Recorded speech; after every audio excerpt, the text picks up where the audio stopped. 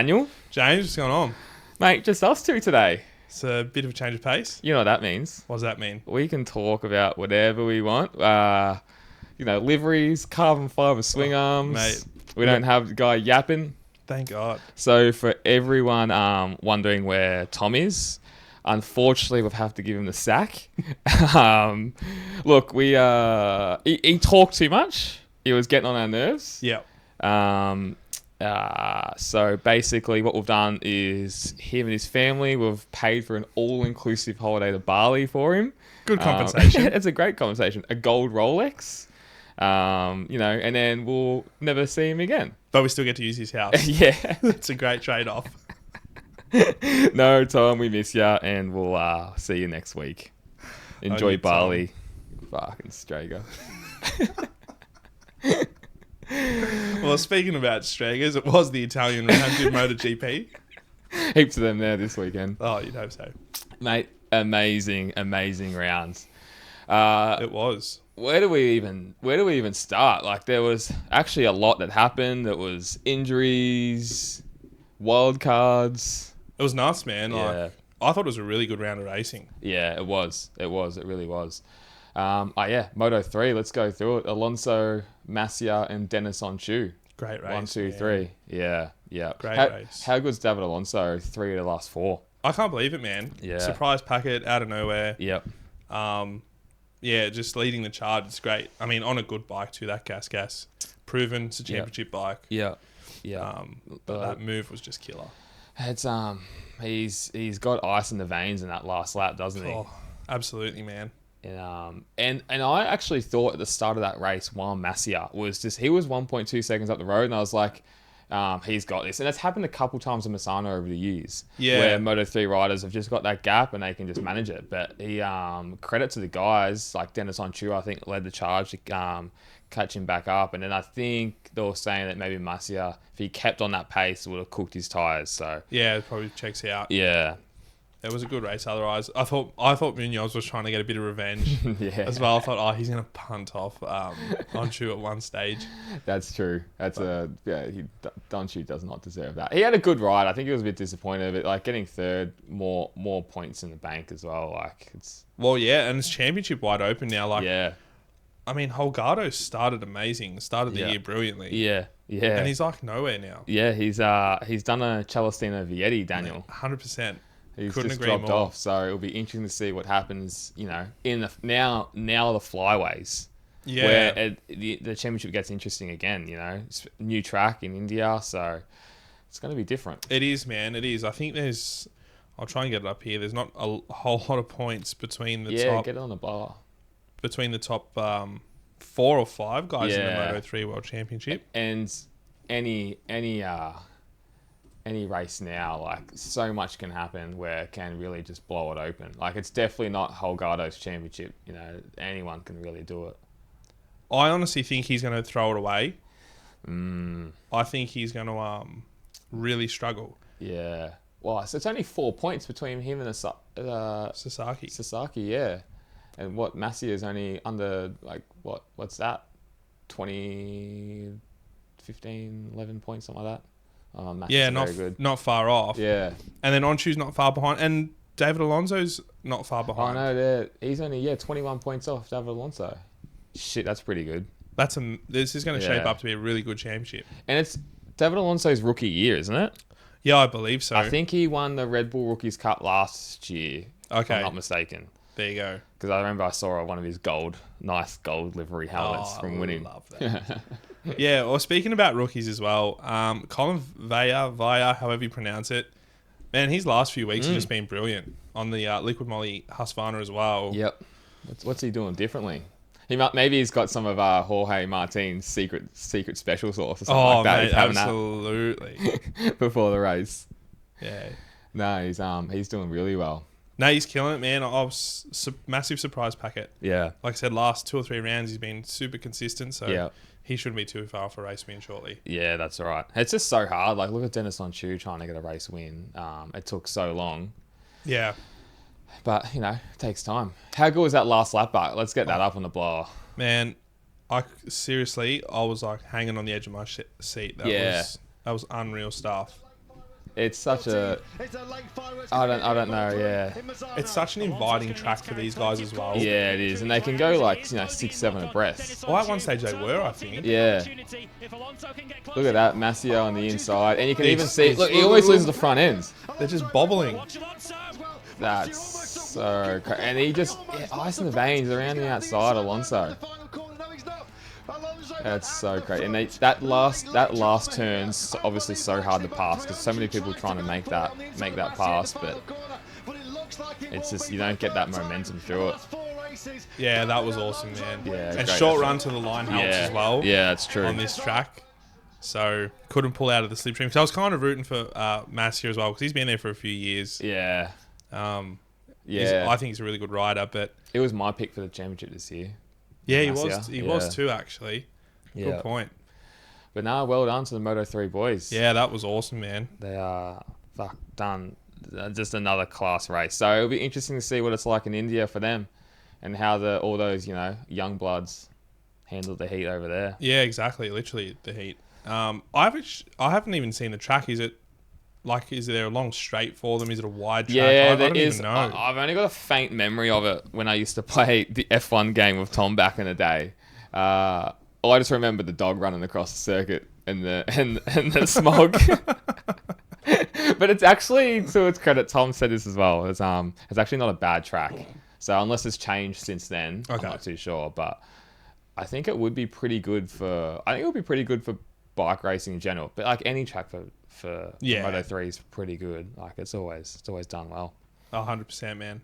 Yeah. Looking forward to it for sure. Oh yeah. What about Moto2? What have we got there? Oh man. Actually, I got a question for you. Yeah. Before we get into the results and everything, you're a massive Marquez fan. Yeah. And you're a massive Acosta fan. Yeah. Where do you see the hype for Acosta?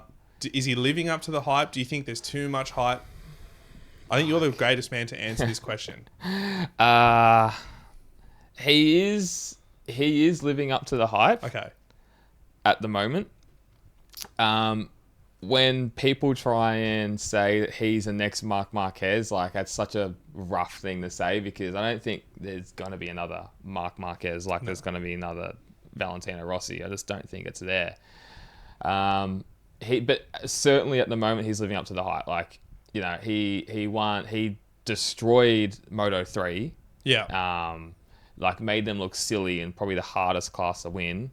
Moto2 last year, he still won 4 or 5 races, whatever it was, after a broken femur. That was crazy. Yeah, a very, very hard thing to do. If not, that can be a career killer as well. Absolutely can. And then comes out this year, hasn't completely dominated, but he did on the weekend, and then he still pulled out, I think, a 30-plus point lead in the championship. Yes. And, he's had silly mistakes, but the guy's only 19. People forget he's only, I think, 19. That's right.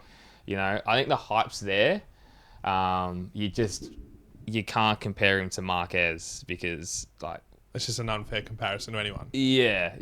He went out and then won. If he wins the rookie season, if he wins in his rookie season the championship next year, then he's the next Marc Marquez. But you'll pay it. God, who's done that before? I was like Freddie Spencer and him or something like that. Yeah, it's crazy. It's just not gonna happen. But it's a good question, and I think he is living up to it. So let's see how he goes. Yeah, well, that's it. I think after this weekend, obviously going into the results, he won by what? I think 2 or 3 seconds. Yeah. At the end, I managed it really. Yeah, I thought he really solidified it. Yeah. He pushed Vietti super hard. He almost crashed how many times? Man, some of the saves they were. Let's see if I can get them up. Some of those were absolutely brilliant. Yeah, oh my God, there's a few of them. Now, talk about Marc Marquez. That's like a Marc Marquez type of save. That mate. Front was gone. But he's been pulling these out of the bag. Look at that other one. For the last 2 years as well. Shit. Yeah, the one in the comments. Yeah. That front's tucked, he's gone. It's just a new skill. Yeah.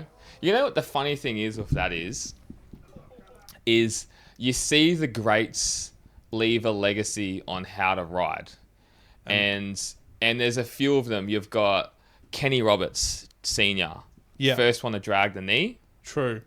Then you've got, I'm sure there's people in between this, but then Valentino Rossi, one of his was He was the first person to dangle a leg out.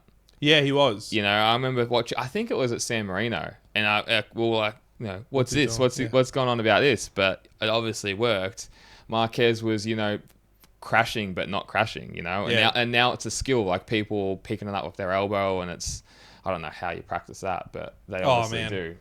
Training on those Avales probably help, I reckon. That's a great point, actually, because you're down there anyway. You just push yourself off, and it's just a bit lighter. That's a great point. So I reckon, and, you know, all those guys now train on Avales. Like, I think Alex Rins has just got back into it now. I think he's just jumped back on a bike. Good. From what I saw. I actually can't wait for him to come back. Yeah. Oh, yeah, we've got a whole thing on Alex Rins lately. Oh, absolutely. But yeah, no, I think Acosta just killed it. He pushed him to the absolute limits and obviously couldn't keep up. But a great race nonetheless by him as well. And then our man Alonso Lopez in third. Yeah. Which was good to see. Yeah, good to see him back. Long overdue. He won it there last year, wasn't it? I'm pretty sure he did. Was that his first race win? I think so, yeah. I think it was at Misano. Yeah. I want to see another race win from him. But he's done well on that Boscoscuro, so he's got serious talent. Oh, man, absolutely. I think he's going to be one of those guys, similar to Quartararo, where there or thereabouts in the Moto 2. Yeah. Not really sort of poised for much there, but then they come in and just take the world by storm. Yeah. Just got to find a seat for him, and good luck trying to do that next few years. Man, it's going to be hard.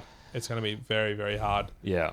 But yeah, I mean, I must give a massive shout out to Jake Dixon. I was waiting for this. What a superstar, man. Where did he finish again? Let me just get that one up. Get a scroll all the way down for him. All the way down. I must hate him that much. I'm not even looking for his name. In 12th. 12th. So well done, Jake. Great ride. And about how many? He's about 20 seconds off the pace as well. So over 20 seconds off the pace from Pedro Acosta. 23 seconds off. Yeah. Well done, Jake. I think he might have outsmarted you this time, champion. There's been so many funny memes coming out of it as well. Man. Like, unreal. How can you compare yourself to saying you're outsmarting the next Marc Marquez to then Pedro Acosta blows everyone out the next rounds and he's 12th. Like, God, you must feel like a fucking dick. Seriously. Like, you're not Conor McGregor, bro. Oh, bad. You know, like, there's no one, like, he's not in that realm of talking that much shit. No, he can't back it up. He can't back it up at all. It's embarrassing. You just keep doing what you're fucking doing, Mop. Fuck. We'll see you crash. Speaking about crashes, Aaron Canet ended up in the gravel. Yeah, standard. There was a massive crash at the end of the race with Guevara and Tulovic. I think it was last corner or one of the last corners. It was pretty big. I couldn't find it to clip it in, but that was a bit shit to see, especially for Guevara. Like, he's just coming back. Yeah, what had is an he? injury. A handful of races in. Yeah. So I hope he's not injured from it. Nothing's been said, but yeah, it's been a hard one this year for the boys like Guevara. You know, a little bit of a different circumstance from injury, but as well with Foggia, you know, haven't been really there. You know, and then you've got Sergio Garcia, who actually has kind of shined a bit. Yeah, absolutely. Massive hats off to him. I think he's absolutely killed it. Yeah. I think he's been really, really good. Yeah. So he'll definitely be one to watch out for next year. Yeah, for sure. I think he's a future star. Like, he was so close to winning that Moto3 world title. And then to come up from Moto3 to Moto2, you see those guys that can do it, I wouldn't say effortlessly, but make it look effortlessly, where they're constantly in the top 10. That seems to be Sergio Garcia.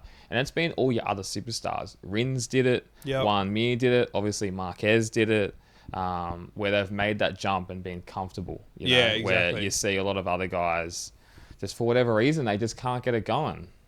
No, that's it, man. I think that's a great way to put it, actually. And I think that's a fair comparison to some of those guys like Rins and Mir and all that. Yeah. I remember when Rins jumped up, and I think he podiumed on his second year Moto2. I'm like, man, this guy's going to be a star. Yeah. You know, and like, you know, obviously hasn't won a world title or anything like that, but he's still been there or thereabouts. Oh, absolutely. On his day, he's just like crashed too much. Yeah, well, we'll go into that a bit later on. I think we got something on that. Now, on to the big boys. Yeah. What did you think? Well, I was in two minds because I wanted Pedrosa the podium so bad, just for the feels, for the nostalgia. Like it would have been amazing. But then I still wanted Pecco and Bez on there because they've been walking wounded, and for Pecco to get third and Bez get second of those injuries was a monumental effort. And you saw Pecco at the end of the race, like he hardly walk. He was just stuck on that bike. Dude, Simon Crafer had to walk over to him. Yeah. And like he looked absolutely gassed. Yeah, he did. And like normally he's pretty good on the mic. Yeah. And he almost didn't want a bar of it. Yeah, that's right. It was funny. I took a photo of that and I sent it to Tom when he was in Bali. I think he was bloody 15 beers deep or something like that, slurring his words. And it was Rosa was behind him. It was all the sea of Ducati, Ducati like engineers. Rosa, the owner of Pino's, was just like in there, like just in the where all the fucking riders and stuff are in the Parc Ferme. That's amazing. Just taking photos, and she was on TV. I'm like, what's Rosa doing there? Obviously, like a couple cousins in Sicily or something like that. 100%. Yeah, she just went there again. Oh, yeah, coming. No dramas. Straight to Parc Ferme. Oh, part of the Ducati team, yeah. Cool. Yeah, that's right. Yeah, Italian Ducatis, yeah, same thing. Same. But yeah, I didn't know who to root for. Everyone, I think again, shout out. Bad MotoGP memes. Yeah. You had that one where the guy's sweating with the two buttons like Pedrosa podium and Pecco podium. We're going to clip that in. That's funny. Yeah, it was one of those things. I mean, how good's Danny though? Oh, I know. Yeah, you made a good point on him. Dude, he's a freak. I think that alien status is solidified, and it's no disrespect to the new guys. Obviously, Marc Marquez I wouldn't count as a new guy. Yeah. But I can't see these guys falling into that alien category. No, you're 100% right. This is the thing. This is a can of worms because you're right. Back with those aliens, it was 4 that could win, and that was it. And those guys were that much faster than everyone else. Yeah. And I don't think it's like that. It's not like that now. And maybe partly that's because of the bikes have just evolved to be a lot closer now. Yeah, good call. Where, admittedly, if you want to be devil's advocate, you had to be... If you look at the aliens, it was 2 Repsol Hondas, really, and 2 Yamahas, and then maybe a Ducati with Casey. Because he was the only one that could ride it. He was an alien. But, as you said, Pedrosa, 35 plus years old, whatever he is, getting, 2 fourths and qualified 5th is a monumental effort. Man, I couldn't believe it, and... Like I said, you think about it. Yes, fair enough. He's their test rider. He spends time on their bike. But time on a bike versus time racing, that's 2 different things. Yeah, and I think he said something about that, how he didn't want to make the move for 2 reasons on Pecco, because you don't want to destroy his championship. That's right. And just, getting that eye in the pass again. That's right. 100%. He did come out and say that was good. But, yeah, I think, that just proves... And for me, that proves if you get the right rider on KTM, that's a championship bike. It is, man. Like, if Pedrosa's coming out and then just getting 4th, Binder had a good... He looked fast. That sprint race, he just got caught up behind a few riders and got caught up behind Pedrosa. I don't know if he had the race win in him for the full race, because I think he just got pushed over the edge in the main race, but he did look quick, so... it just shows how good Danny is. I know, man. I love him. It's awesome seeing him back out there, dude. I think everyone's got so much respect for him. Oh. He actually has done a lot for the sport. Yeah. Yeah. So just love to see more of him, man. Easily the best test rider out there. Oh yeah, 100%. And he would be a big reason for why that bike's developing so much. And that's another thing. That time he spent behind Pecco, he would have taken so much. Yeah.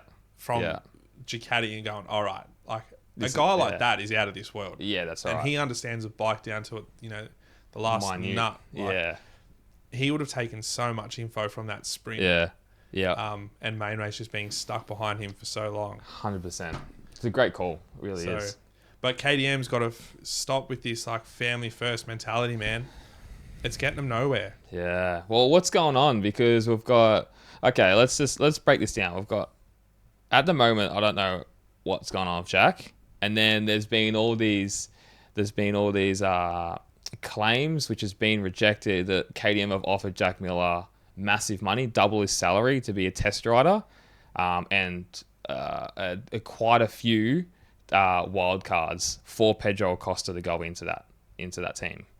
That's massive. How many wild cards did you say it was before? I read 10 of multiple, but I don't think how is that legal?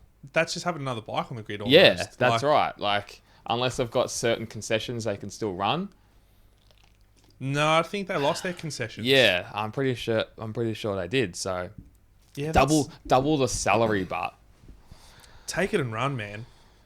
Did you watch him walk into the box on the main race? Nah. Before the race? No. Man, he was just like slouched over. He just looked done. Yeah. He looked cooked. You made a good point. Like, yeah, his wife's due this week or whatever. Yeah, surely that would have to play a part in it. But you're racing at that top level, and this is going to sound a bit not full on, but like heartless.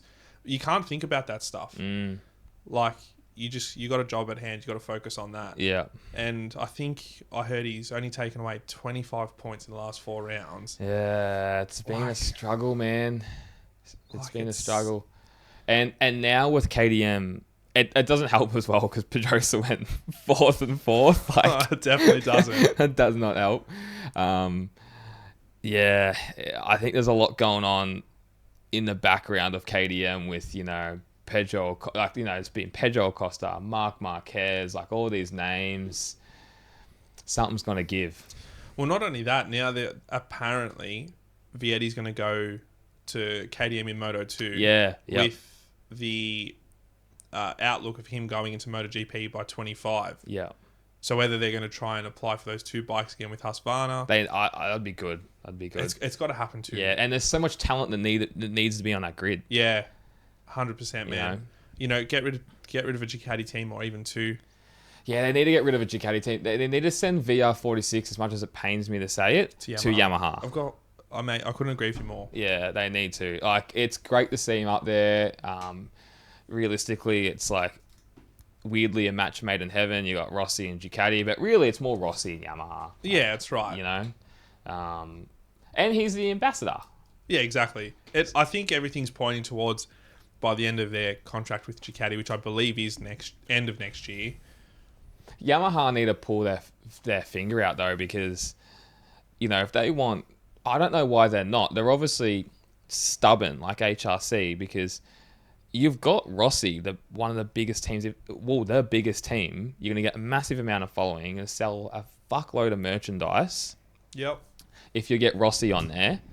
And it doesn't seem like they're developing their bike. Like we talked about it last week, but you look at Honda, they've rolled out a brand new bike with Stefan Bradl. Yeah, which looked amazing actually. It looked really, really good. It's changed dramatically. And they're rolling around with that right now with the Misano test. What's Yamaha doing? Apparently they've got some new features to test, but they're not doing anything what HRC's doing. Like, at least Honda's having a crack now. Yeah, they're trying. Yeah. But it doesn't seem like Yamaha. They're just flailing. Yeah, it's sad, man. Like, it's standard Yamaha, but they've been notorious for that. The only reason they weren't like that is because they had Rossi in there in 2004. Yeah, that's right.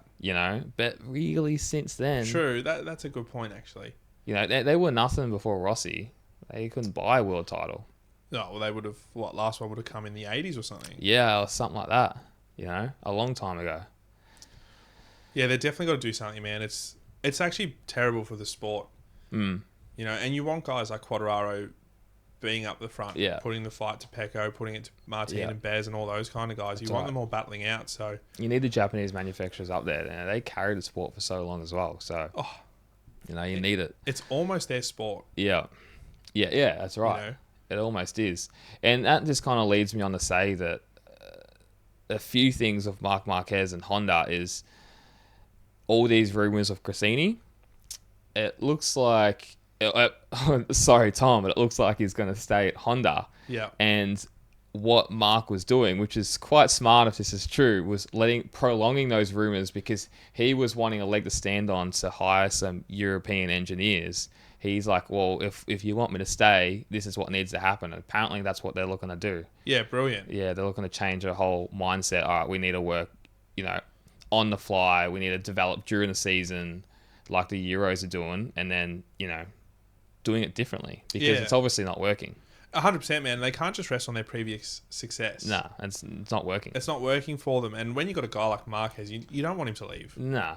So no one wants him to leave, really. Like, it'd be fun to see him on a different bike, but you need him on that Repsol Honda. Yeah, 100% you do. I think it's, again, like I said just before, it's great for the sport. We need him up there. We need him fighting. Yeah. I wasn't against the idea of him going to Gresini. Oh, that's cool. It's a great idea. It's just that Tom plucked it out of nowhere. Yeah, like... And I think I said to Tom, I'll take him out for dinner if it happens. Yeah. Which he'll, Tom, he'll order a lobster. That's right. $300 bottle of wine, really enjoy himself. I might have to do that now. Marcus is going to stay, though. But the rumour was he was going to Gresini and taking Australia Galicia with him, Red Bull and Repsol. Imagine, I said this to a friend. Imagine a world without Repsol Honda. You couldn't. No.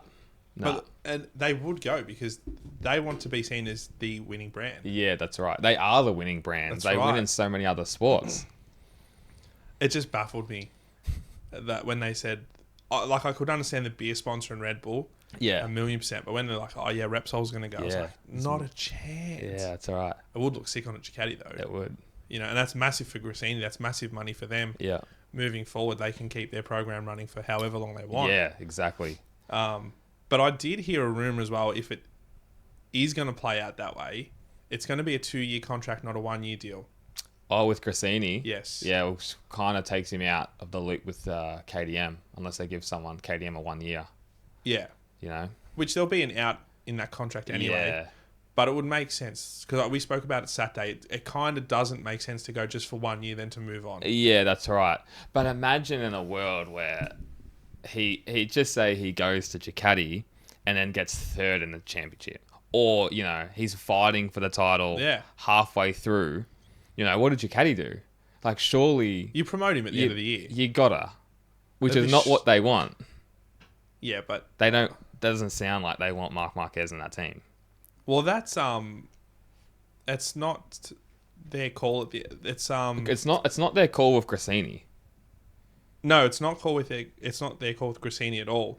But Claudio Domenicali is the man. He's Ducati's CEO. Yeah. He can make the call ultimately. That's true. So it's not up to Chibati, Delinia, or what should we call it? Tarozzi. That's it. Like, it's not their call at the end of the day. Yeah, it's a good point. You want to be the number one brand. You want to have the man on the bike. Man, that would be so cool. And it'd be great. He'd be like, it's like when Rossi went from Repsol to Yamaha. It's the same deal. Yeah. He's going to a lesser bike in a sense. It's a year-old bike. Yeah. But he comes out and wins. Like, mate. That just solidifies his greatness even more. Yeah, that's all right. Then people can probably change their tune and go, okay, don't love him, but got to respect the bloke. He's done it on 2 bikes now. Yeah, that's it. That's probably what he wants to do, maybe. Like, who knows? Who knows what he's thinking?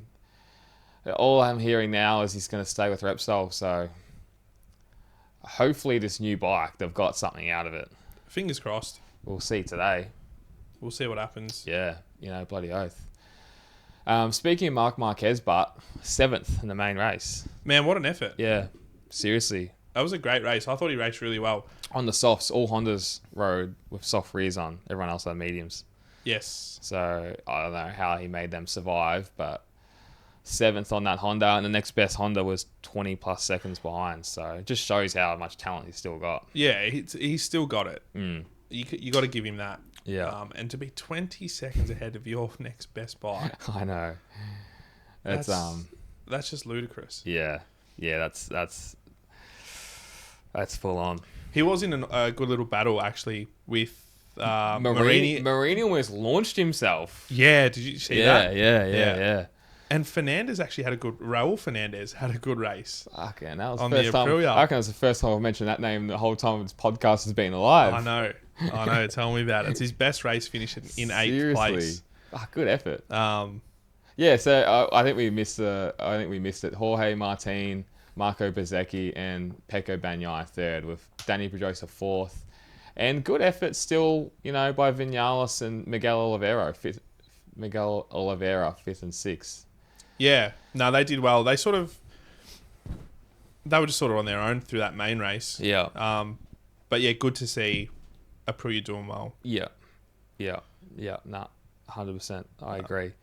And then sprint race, same podium, exact same order. Martin, Bezzecchi, Bagnaia, Pedrosa fourth again. Yeah. Binder and Vinales sixth. Yeah, so it was very very even, I guess, through the whole weekend, which hasn't really been the case. Normally, sprint and the main race have a little bit of a different flavour. Yeah, exactly. So it's probably been one of the first ones, really. Yeah, that's a good call, actually. Yeah. The sort of first one that's just, almost not identical, but close to it. What does this weekend mean to Pecco Bagnaia, Daniel? Because I feel like what he's done now with his leg, we talked about this last week of all the champions come back and have an amazing ride when they've been injured. And I think Pecco Bagnaia, I think we've all been harsh on him. Yep. Good call. Is now a genuine star. He gets third each race. I can hardly walk. And then he walks up onto the podium. If people haven't seen it, it's a sea of red and everyone's chanting his name. That's the first time I've seen that, in Italy since obviously Rossi. No one's really gravitated to anyone. I think this is now maybe the tide's starting to slowly turn. And it's probably not going to be... It's obviously not going to be like Rossi, where he's going to be chanted in every round, like he was. Like, he can go to bloody Fiji and everyone will chant his name. 100%. But VR46 carved out in coconut smell.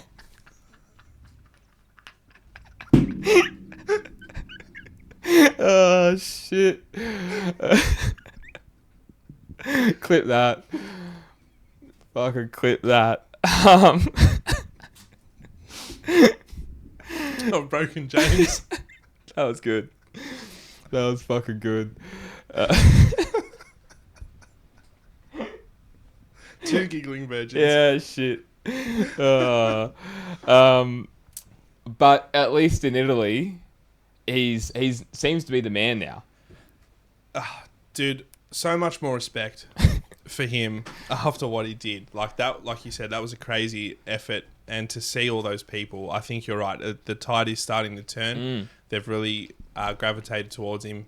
And like the great champions do, they come back. Look at Lorenzo. Top 5 after that broken collarbone. Yeah. Still probably the most impressive ride I've ever seen. Yeah, 100%. Pains me to say it, but I think it is. Yeah, so to do what he did, I think that's a big thing for him. Yeah, and to win a few people over. You're right, and I think a big thing how he came back is the mental aspect. Like, being in that crash and then a week later racing, just mentally getting back on a bike, you got to be built different. You got to have a screw loose or something. Man, they are nuts, those guys. Any of the motorsport races in general, whether it's 4 or 2 wheels. Yeah.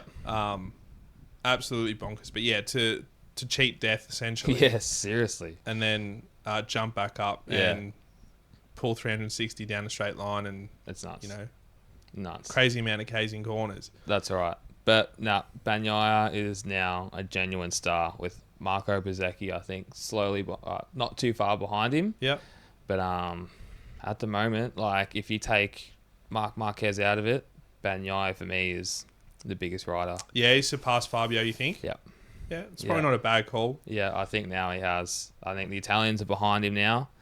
And that's really that's just because Fabio's has been really nowhere this all year. Down in the dumps. Yeah, like he still gets a lot of fans out to a lot of his races, and it's so easy in Europe as well. They just catch a fucking train and they're in another country.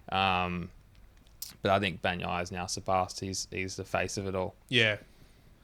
Fair enough. That's a good call. Yeah. Like I said, I think that definitely elevated him. Yeah. this week and just showed what he's made of. Yeah. I think now you can't turn around and say, oh, well, he's a week champion. No way. Nah, you can't. And if he goes back to back as well, like, all right, he's one of the greats. Let's be honest. Yeah, 100%. It's not an easy thing to go back to back. No. It's not an easy thing to win one. It's all right. So credit where it's due. But yeah, if he goes back to back, I think that again will change people's perception of him. Yeah. Yeah. For sure. I am 100% with ya. Sticking on the Italian train, how good was the national anthem, Daniel? This is right up your alley. If the ladies don't know out there, Daniel can serenade you on the guitar. You literally say any song and he'll play it. Oh, I wouldn't go that far. That's a bit of a stretch. Stairway to Heaven, Mop. I got kicked out of the guitar store for that. Not allowed. It's the forbidden riff.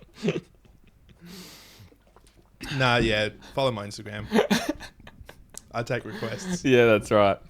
I actually didn't watch this. I was on the phone, but I couldn't believe it, man. This was absolutely insane. You showed it to me before. This is one of the best things I've seen in MotoGP. It actually got me pumped up.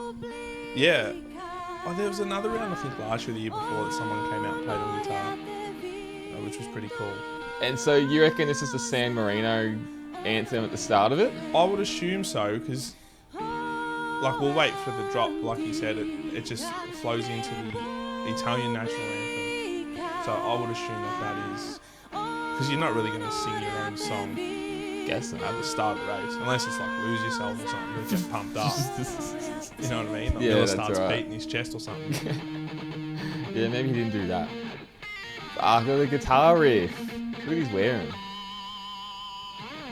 Seriously, they did it so well. Very log spec. Oh, yeah. Yeah. It would fit in Lygon speed, but Oh, absolutely. For Logan laps in the R-bar. look how good the guitar is. It's a fucking helmet. That's crazy, man. I wonder if it's meant to be like a rider's helmet. It kind of looks like Bastianini's with the what has he got, like a demon's teeth sort of Yeah, thing true. it? It does look like it a bit. But honestly, done so well. And all Italians are singing it. Love the patriotism. Oh yeah, we're pretty full on when it comes to that. I think most countries are, especially America. That's cool. The Jets coming over. Seriously, Yeah, one of the that's awesome.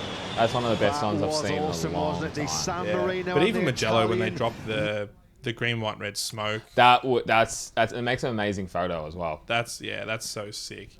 It does make a good photo. But yeah, that was very cool. And I obviously just watched it now. It was, I didn't even know that was really cool. Oh, seriously. That's definitely better than what was it? Someone that they had the tightrope walkers at the start of the year. The fucking French. The French one's normally pretty good. They got a whole song and dance, and then they had the tightrope walkers as well, which is kind of funny. That's brilliant, man.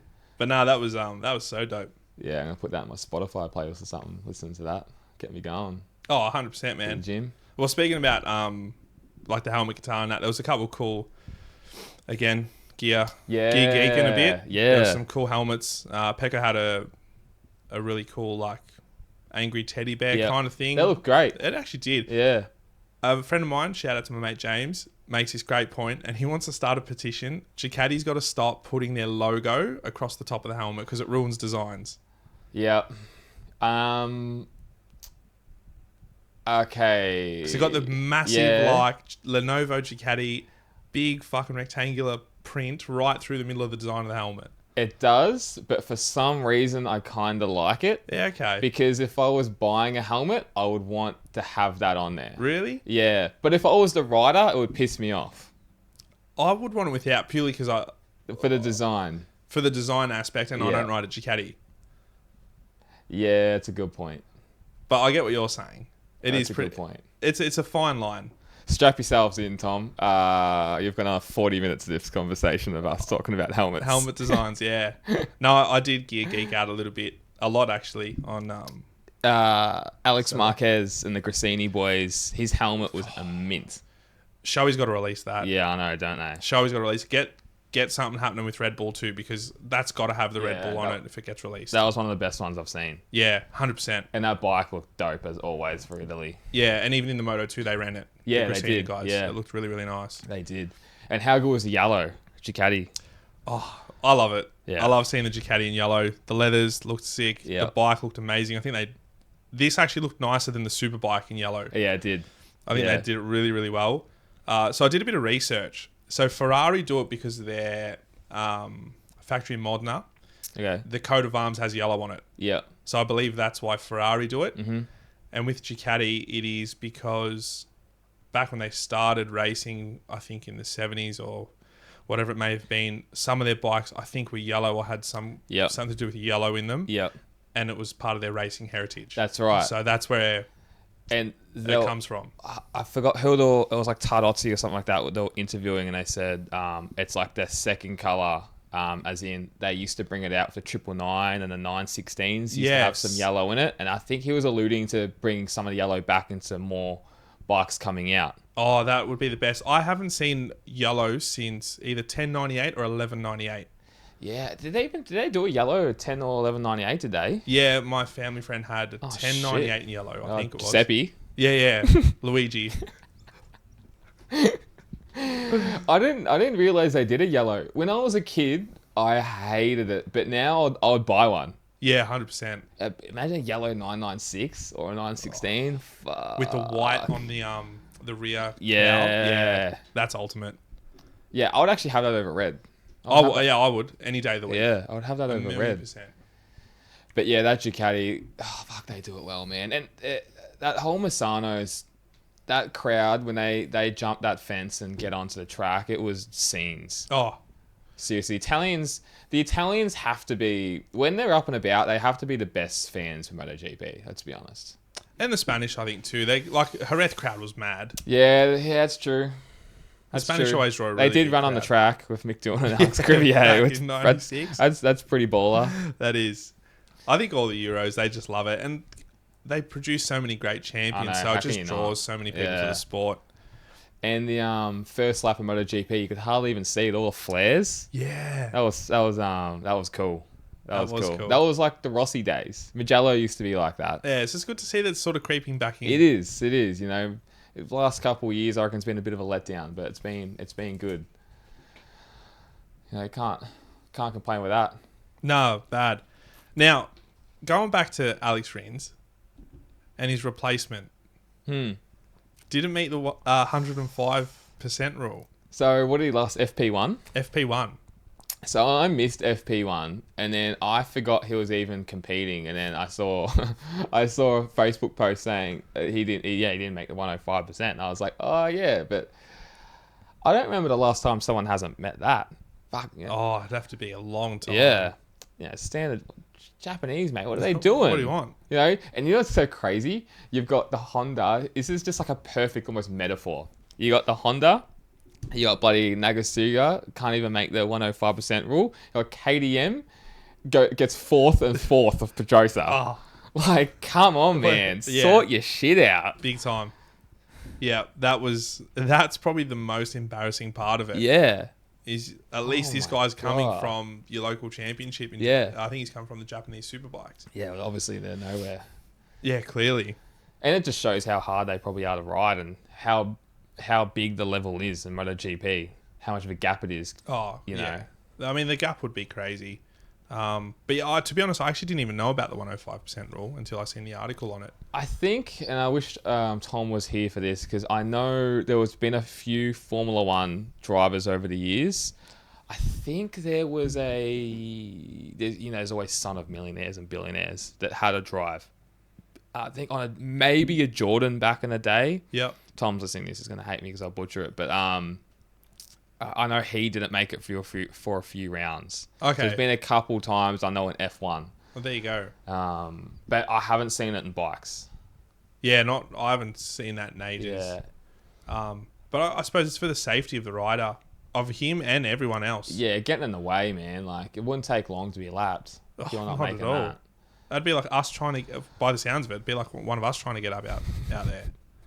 At least we push a bit harder than Japanese, you know. They throw it away. Yeah. At least we'll bring it home. Yeah, exactly. Far out. But Martin, like we touched on before, absolute domination. Mm-hmm. All-time lap record on pole position. Yeah. Fuck, he's got some one-lap speed. Jorge Martin. He's so quick, man. Yeah, he's got some serious pace. Yeah, even race pace, it was really good from him this week. And it was his weekend. Similar to Aleix last weekend. Yeah. It was just his. He owned it. Yeah. And look, championship's not dead. He's 36 points behind Pecco. Honestly, it's still wide open. 100%. And there's less pressure on him. He's not a factory rider. Yeah, that's right. Exactly right. And 36 points with the sprint race now. You can make that up in a weekend. I was just about to say, if something happens where someone gets injured, that's one weekend. You go back to back. Yeah. You're on. Yeah. So, and coming into the flyways, there's always different results. Yeah. You're going into a new circuit with India. I'm going to battle the dogs and the smogs. So who knows who's going to dodge that. Food poisoning? Yeah. Watch out for food poisoning. It's actually a real thing, man. Who knows? It'll be interesting, man. It's still on. The championship's still on. And what happens if Jorge Martin, does it look bad for Ducati if Jorge Martin wins the title on the Pramac? I wouldn't say so, because that just shows how good your bike is. There must be a clause where he would take Bastianini's seat. 100%. And he runs the number one on that factory Ducati. Yeah. There has to be. Do you reckon... I feel like he'd be the kind of dude to run number one. Oh, he would have to be. Yeah. All white. Wonder why. That's that after party. Oh, dude. Even on the podium, he was peaking. Yeah, that's right. Now, speaking about podiums, I cannot wait for Phillip Island. I was watching. They were throwing everything: gloves, boots, knee sliders. Yeah, man, I'll be trying to take Jesolinkos on people. I'd punch an old lady out of the way to catch someone's helmet. No problems. I would knee a child. Would it make you want to kick a fat kid? Teamwork. I would happily knee a child into oblivion to catch a glove, an inner boot. What if it's Nakagami's?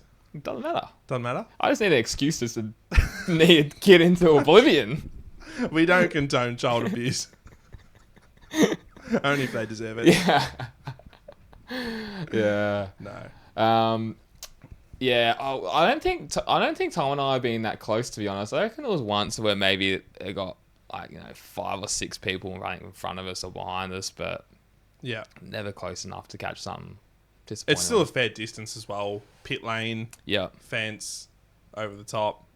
I remember back in, I think it was 2004 or 5, Rossi was, I was with my dad on the, on the track, watching all them on the podium. And Rossi threw his helmet on there. The guy caught it and everyone was trying to grab it. And he just puts it straight on his head and just does it up. And then I remember I saw him driving out of the circuit. He was still wearing the helmet on, driving his car. No shit.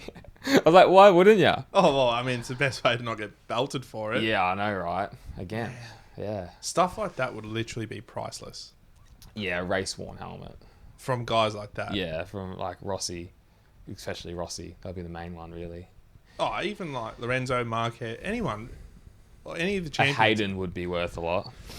Yeah, it would be. I think a Simoncelli would as well. Yeah, that's right. Unfortunate circumstances as to why, but... That's true. They would be. All right, Daniel. Superbikes. Yes, time to shine. I'll keep this one short and At least you don't have Tommy, just heckling you in the corner and stuff for this one. Yeah, I know. I think he's a bit insecure. Doesn't know much about superbike style of racing. Probably gets a bit scared. Doesn't know the riders. I think the Aprilia Tuono, just scared him out of it a little bit. Yeah. He's like, this is close to a superbike. Nah, I'm just gonna hang shit on it. And I get a text later on. That was not nice, damn. Love you, Tom. When he realised his knee was 3 meters off the ground when he thought he was dragging it. What is he? Shorts and t-shirt. Yeah. I love riding without gear. This is more comfortable, more freeing. Oh, he's going to crack it for this. Fucking legend. I didn't get to watch Supersport, unfortunately. And I couldn't find it on KO. Yeah, what's going on there? For some reason. It's normally on the same... Yeah, not televised. For some reason. Same replay as Supers, but 60 point different in the championship. Bulliger went double. Race 1, race 2. Apparently it was a really, really good battle. Race 1 with Stefano Manzi. And then he just dominated the second race by about 2 seconds. Yeah. So podium for race 1 was Boulaga Manzi and one of the French boys. Where is it? Debise was 3rd. And then in race 2, Boulaga, Debise and Manzi. Nice. So that's shaping up to be a real good one. There's only 3 rounds to go for supers. Yep. And you got some news on Boulaga?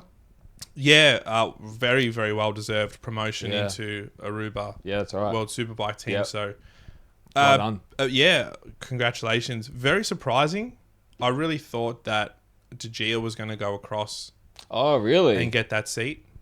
You reckon he'll go back down to Moto 2 then? I think he might go back down, which is a great thing for him. Yeah. I think it'll do him a world of good. Yeah. And he'll still be rubbing shoulders with some really good riders. Yeah, bloody oath. So, yeah, Boulaga to Aruba, which is awesome, which opens up a factory seat. Who knows? Maybe De Gea goes to Supersport on a factory seat. Fuck, that's a fucking drop, but Jesus, on a Grissini Ducati, the fucking Supersport, man. Tommy, you hear Tommy laughing from me. I can hear it creeping in. But, how can you be on a Ducati that's so strong? It's a proven bike. You're last. I know. He's obviously not up for it. God, if I was... I would rather be on a Moto 2 bike, man, than fucking Supersport. No offense. Yeah, no, I would as well. Riders. 100% I would. But yeah, that was... Other than that, in Supersport, like I said, I didn't watch it, so I can't tell you if there's any big accidents or anything. Superbikes, Garrett Gerloff took pole position, which was a huge surprise. Yeah. I mean, he's very talented. Yeah. And can get... I think he's had a couple podiums and stuff like that. So he's proven, but that one, that pace, he just, took it out. Bautista second, I believe Rinaldi third. Yeah. Toprak starting from the second row. Good signs, for BMW. Man, huge signs for Beamer. Definitely for Toprak, so... Yeah, he'll be looking at that going, well, if someone like Garrett Gerloff, and no disrespect, someone like Gerloff puts it on pole. Yeah. And he actually had a couple decent races. Yeah. So he'll be looking at that going, all right, I've probably made a good choice here. Yeah, that's all right. So Toprak won race 1. Yep. Had a really good battle with Rinaldi and then just ran away with it after a couple laps. Bautista was in the fight. His bike cut power mid-corner. Yeah. So they raced in France at Magny-Cours. Magny-Cours, yeah. Yep. Great track. Really good track. It cut in I think it's called the Adelaide hairpin or corner. Cut power, went all the way to last, was 10 seconds off the next best rider. Brought it back, finished P10. Fuck, that's when you know you're just on point. That's a recovery job and a half. Yeah. Johnny Ray, awesome race weekend. I think he's still got the pace. Yeah. And he just, again, proved it. 6-time world champion, 100+ wins. Maybe rejuvenated a little bit knowing, all right, he's out of Kawasaki now. Yeah, going to Yamaha. Yeah. Just freed up his mind a little bit. Yeah, probably a weight off his shoulders. Yeah. Contract talks are all done and dusted now. But even Lowe's on the other Kawasaki had a decent weekend. Yeah. Mechanical screwed him over in race 2, but the bike was definitely a lot better anyway. Rinaldi and Bautista came together in the Super Pole race. Same corner, Adelaide hairpin. Bautista ran straight up his ass. Didn't get a long lap for it. Should have. Rinaldi came off second best. Conspiracy. I'll get it up here on footage. This should be it here. Oh yeah, here we go.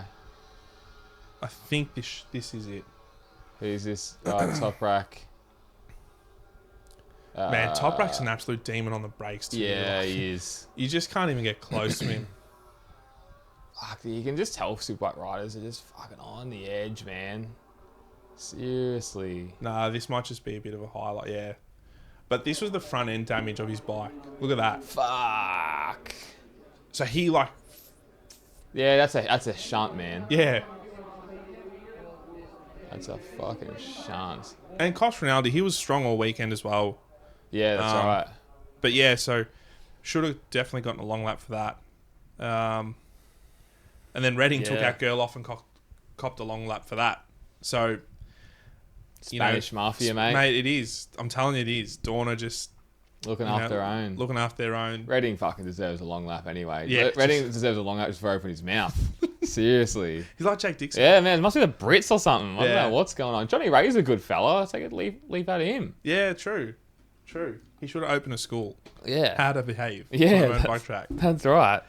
And then race 2, domination. Bautista won by about 5 or 6 seconds. Yeah, standard. Just killed it. But championship very much open there as well. 57 points with 3 to go. It's so crazy because you always just hear and see Bautista winning, but then, you still got opportunity for other riders to come back. I don't know if they are, but... Yeah, well, it's Toprak that's in second spot. Yeah. And he's just a freak. Yeah. He's so good on that bike. So it is very much so going to be a good finish. I think Bautista hasn't had the greatest last few rounds. Yeah. And Toprak's capitalised on that. So and there's so many points to be won on a World Superbike weekend. You got 3 races. Yeah, exactly. So that can change. Like you said, same with GP in the blink of an eye. Yeah. And then we touched on it last week.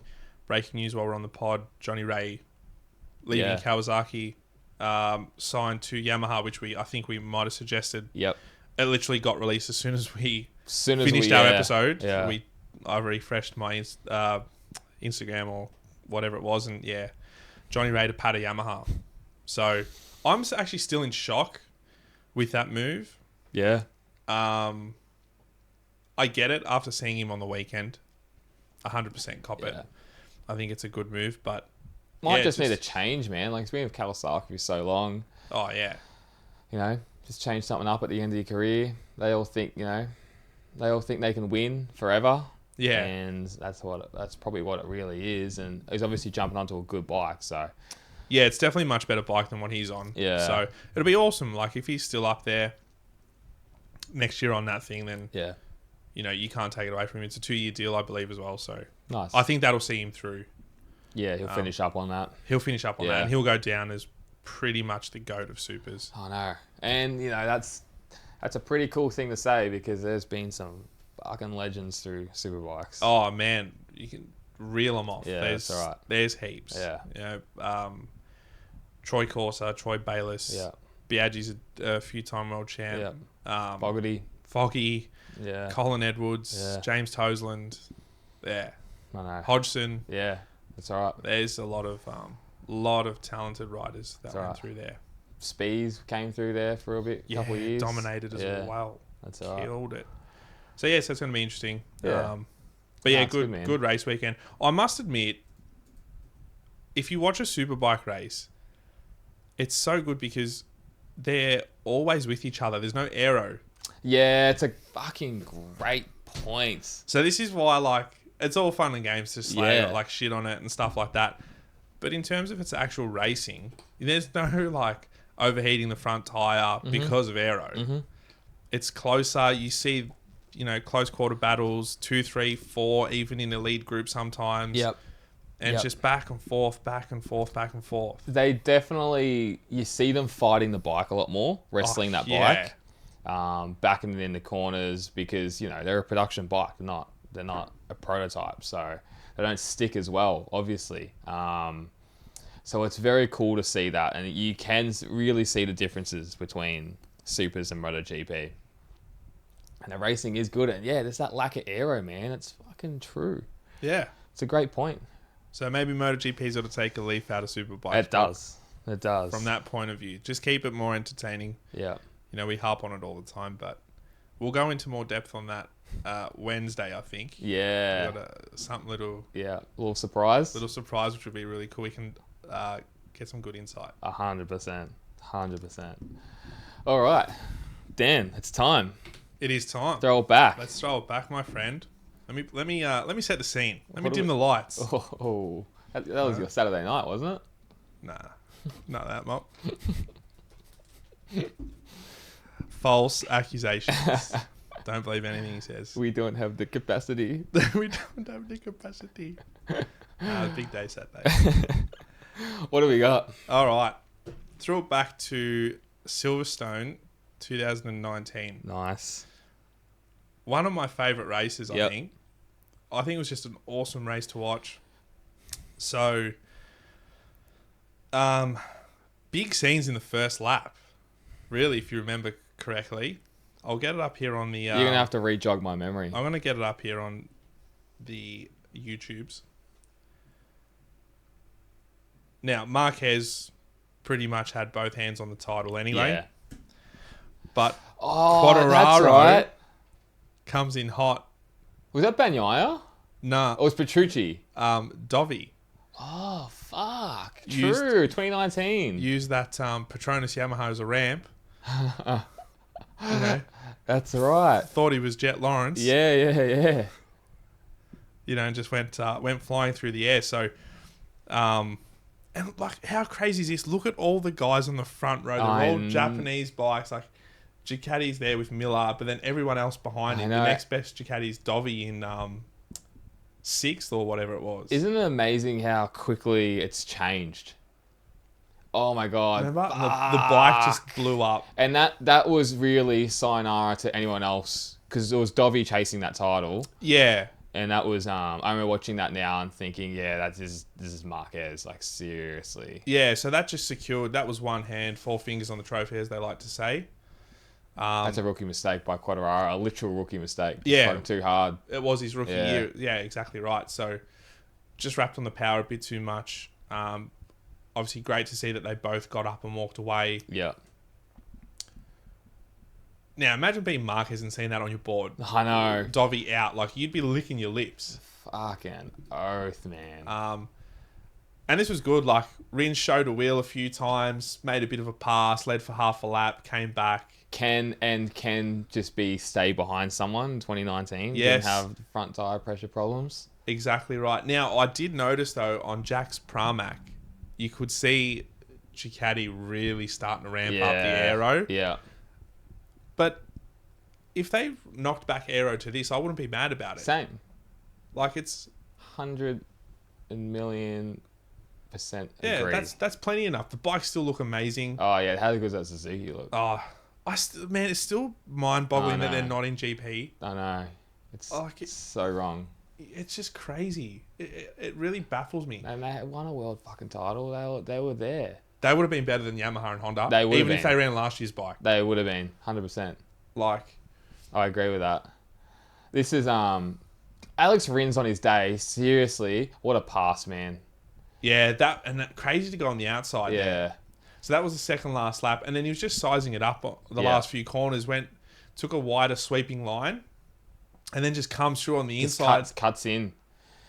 Man, I love the look back at the line. Yeah. Such a great photo from the behind. You've got Marquez on the outside. You got Rins just looking down and across the line. Like, great last lap shootout. And, beat Marquez at his own game. Man, I think that's what was ever so sweet as well. Like, yeah. Beating Marquez. Yeah, well, that's right. You went toe-to-toe with the best.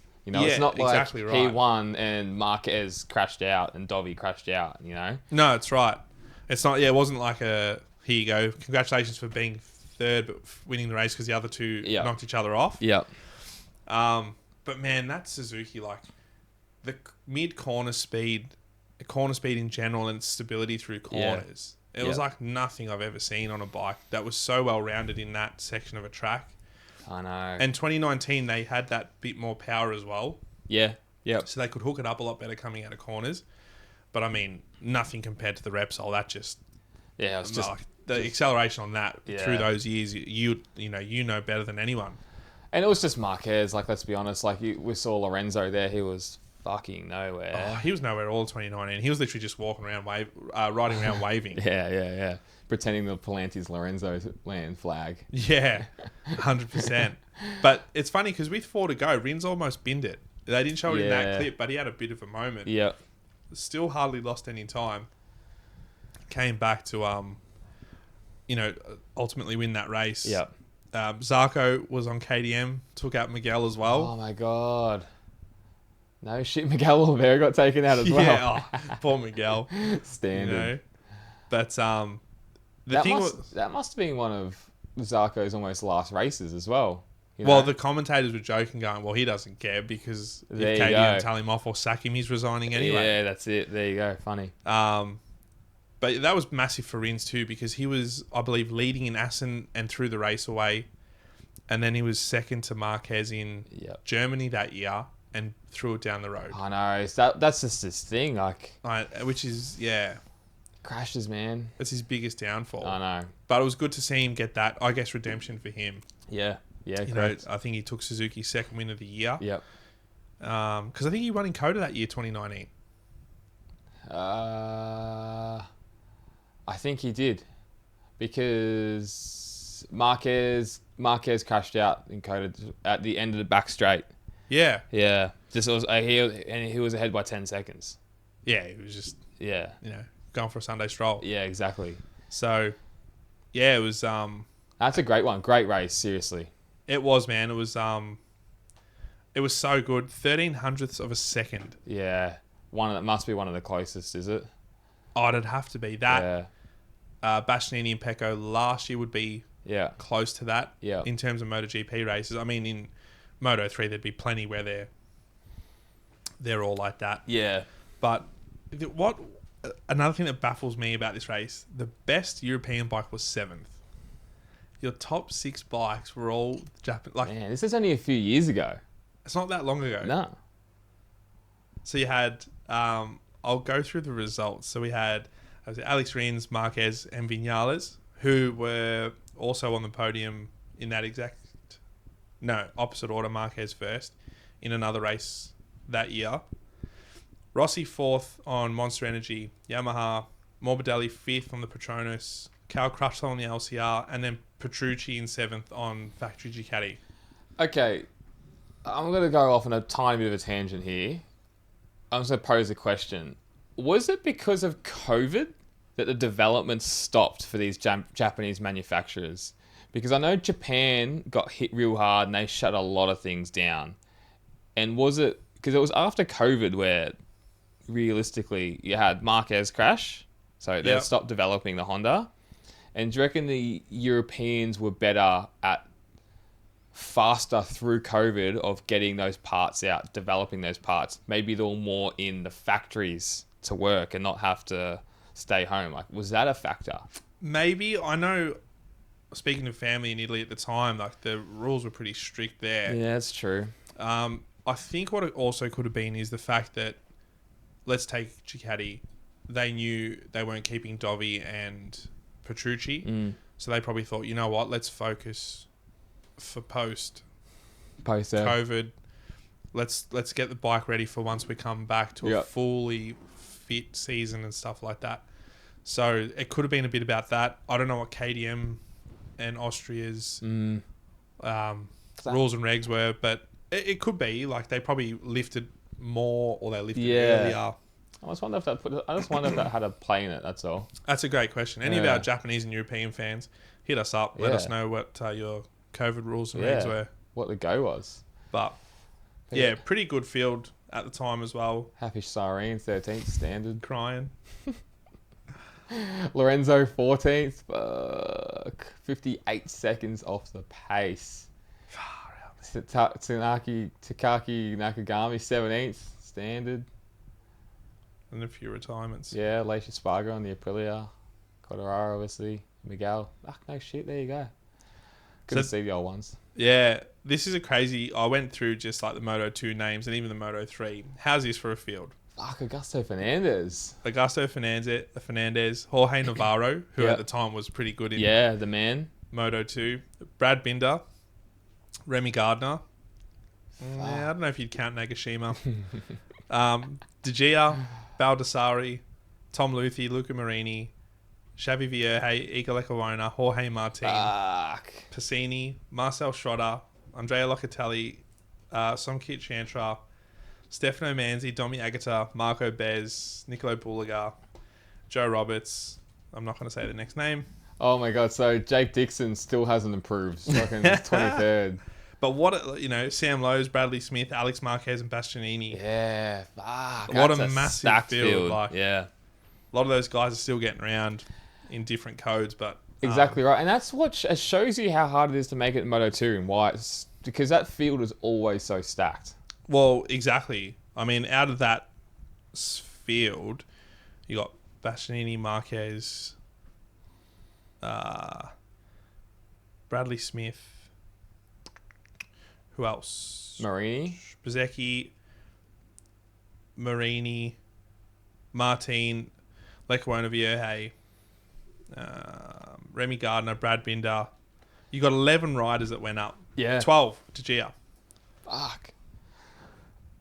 And then now you've still got like Navarro's in Supersport, Vierge and Lecuona at Honda in Supers, Schroeder's over in Supersport, Locatelli's in Supers, Manzi Supersport, Agata Supers, Bo Benschneider, Joe Roberts, Jake Dixon still racing. Yeah.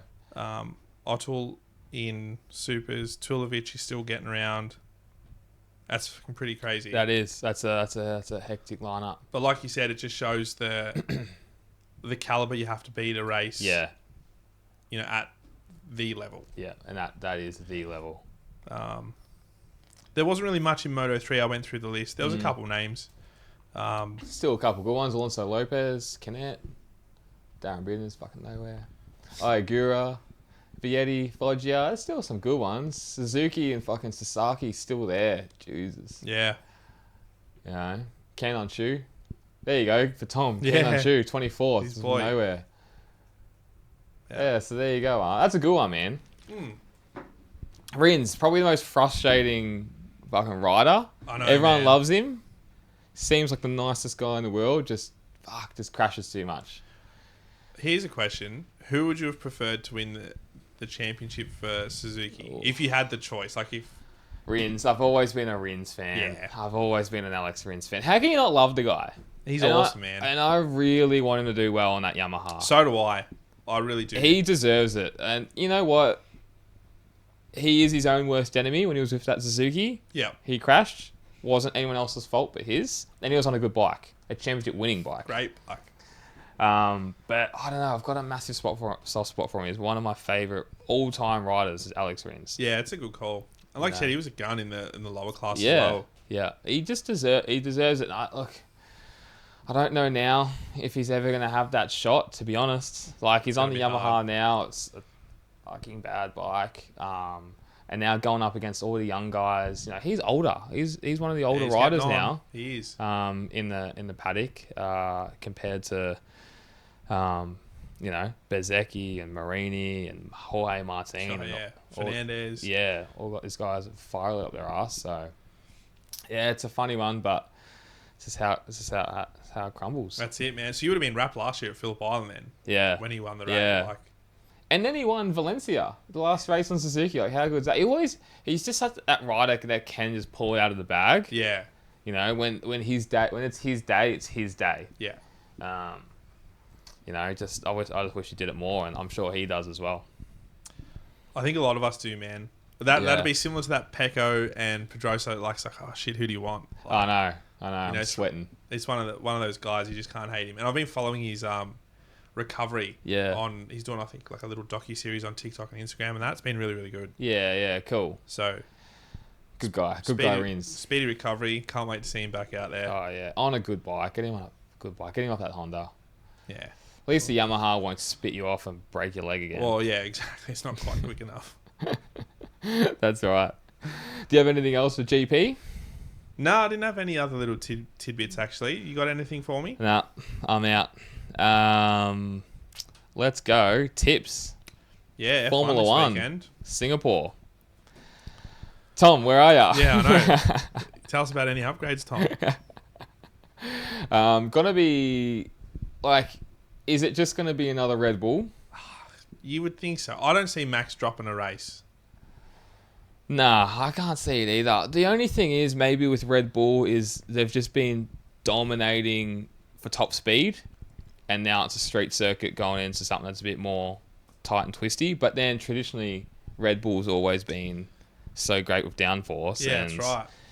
You know, it's a driver's track as well. Like, all these street circuits are driver's tracks. Might see Checo pull something out of the bag. Well, that's it. You know, he's very strong on the street circuits, so... Yeah, exactly. So, just for last year's results, you had Checo first, Leclerc second, Carlos Sainz third.